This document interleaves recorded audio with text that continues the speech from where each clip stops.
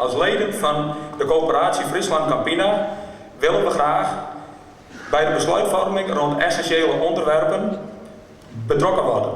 Wij krijgen recent echter sterk het gevoel niet meer aan het begin van een mogelijke koerswijziging geïnformeerd te worden, maar achteraf.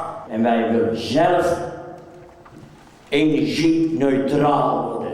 Dat hoeft niet door Friesland opgelegd te worden. Wij zijn zelf daar mans genoeg voor. Want als wij dat niet doen zelf, morgen zijn we er niet meer. Het giet het justerjoen uit een trog voel onta. Friesland Campina wil dat boeren dwarsen boerkje. De Suvo-coöperatie het liek wel net eerst de mening van haar leden vregen. En krijgt dat sint de boeren net. Daarom hebben we gewoon van harten een platform opgericht.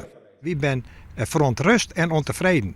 En dat wie net alleen, dat wie een soort leden mij dat wie ik juster heel duidelijk de stemming, dat men zei van Friesland Campina, zocht toch eens even hoe je hem dit nog presenteren.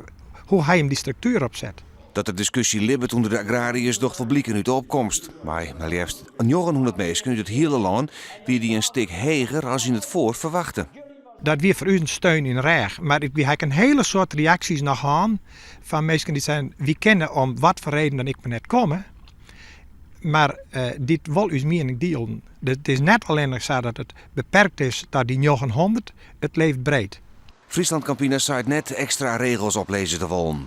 De boeren zullen wel dwarsen produceren matten, maar het concern bepaalt net hoe het de bedrijfsviering van de leden wezen moet.